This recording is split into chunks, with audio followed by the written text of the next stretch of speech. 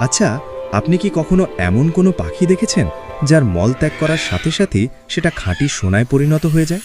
বিশ্বাস হচ্ছে না তো? ভাবছেন এও কি সম্ভব? আজকের গল্পটা ঠিক এমনই এক জাদুকরী পাখি এবং ৩ জন মহামূর্খকে নিয়ে। একটু ভাবুন তো, আপনার হাতে যদি এমন একটা পাখি থাকে যা আপনাকে রাতারাতি কোটিপতি বানাতে পারে, আপনি কি সেটাকে ছেড়ে দেবেন? নিশ্চয়ই না। কিন্তু আমাদের গল্পের শিকারী আর রাজা ঠিক এই ভুলটাই করেছিল।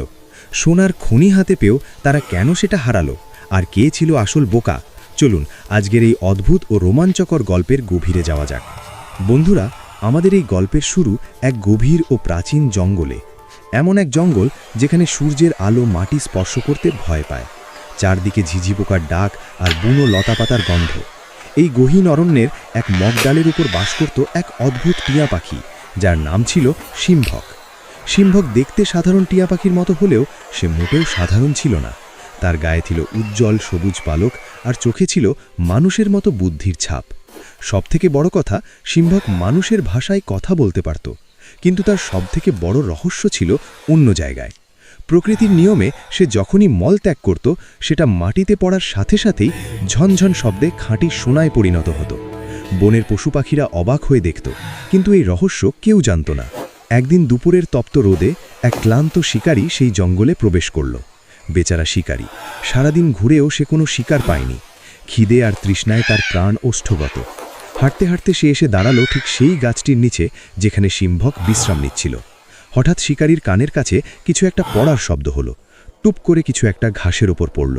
শিকারী বিরক্ত হয়ে তাকালো, ভাবল পাখির মল, কিন্তু পরমুহূর্তেই তার চোখ কপালে উঠল।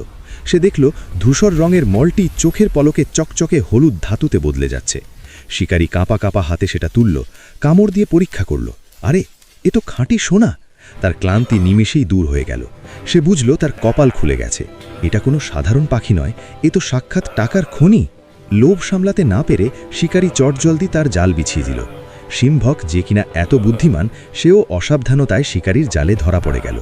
পাখিটাকে হাতে নিয়ে শিকারী নাচতে শুরু করল, কিন্তু পরমুহূর্তেই তার মনে এক অজানা ভয় দানা বাঁধল।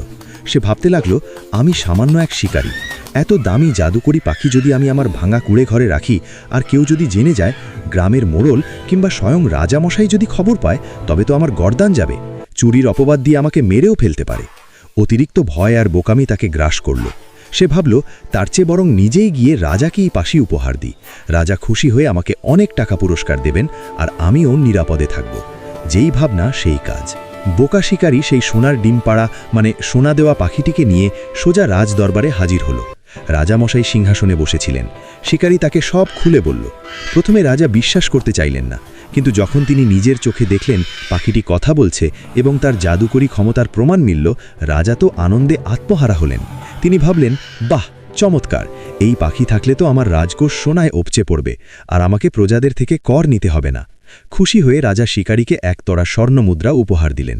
শিকারীও টাকা পেয়ে মহা খুশি হয়ে বাড়ি ফিরে গেল। রাজা আদেশ দিলেন, এই পাখিকে পরম যত্নে রাজপ্রাসাদের হীরা মুক্তা খচিত সোনার খাঁচায় রাখা হোক। গল্পটা এখানেই শেষ হতে পারত। শিকারী বড়লোক হল, রাজা সোনা পেল, কিন্তু না, বিধি বাম।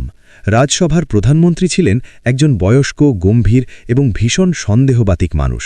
তিনি যখন রাজদরবারে এসে শুনলেন একটা পাখি নাকি মল ত্যাগ করলে সোনা হয়, তিনি হেসেই খুন হলেন। তিনি রাজাকে বললেন, মহারাজ, আপনি কি পাগল হলেন? আপনার মতো জ্ঞানী মানুষ এমন আজগুবি কথা বিশ্বাস করলেন? পাখির পেট থেকে কখনো সোনা বের হয়? ওই ধূর্ত শিকারী আপনাকে জাদুকরি ভেলকি দেখিয়ে টাকা নিয়ে পালিয়েছে। রাজ্যের মানুষ শুনলে আপনাকে নিয়ে হাসাহাসি করবে। রাজা ছিলেন ভীষণ কান পাতলা স্বভাবের। মন্ত্রীর কথা শুনে তার মনে সন্দেহ ঢুকল। তিনি ভাবলেন, তাই তো, আমি তো বোকা বনে গেছি। মন্ত্রী ঠিকই বলছেন।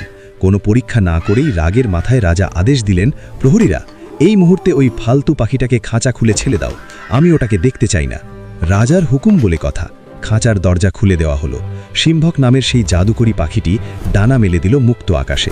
কিন্তু যাওয়ার আগে সে রাজপ্রাসাদের তোরণের ওপর শেষবারের মতো বসল, আর সবার সামনে রাজদরবারের ঠিক মাঝখানে মল ত্যাগ করল। সাথে সাথে সবার চোখের সামনে সেই মলটি ঝিলিক দিয়ে ঝকঝকে সোনায় পরিণত হলো। রাজা, মন্ত্রী আর প্রহরীরা হা হয়ে তাকিয়ে রইল।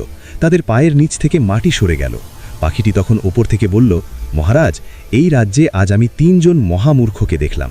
প্রথমজন সেই শিকারী যে আমাকে পেয়েও সামান্য কিছু টাকার লোভে বিক্রি করে দিল।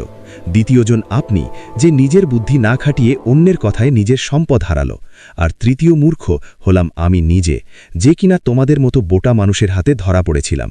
এই বলে পাখিটি অজানার উদ্দেশ্যে উড়ে গেল, আর রাজা সেই সোনার টুকরোর দিকে তাকিয়ে আফসোস করতে করতে দীর্ঘশ্বাস ফেলল। বন্ধুরা, অন্যের কথায় কান দেওয়ার আগে যাচাই করে নেওয়া কতটা জরুরি তা তো বুঝতেই পারছেন। আজকের গল্পটি কেমন লাগলো কমেন্টে জানান। ভালো লাগলে লাইক দিন এবং সাবস্ক্রাইব করুন। দেখা হবে পরের ভিডিওতে।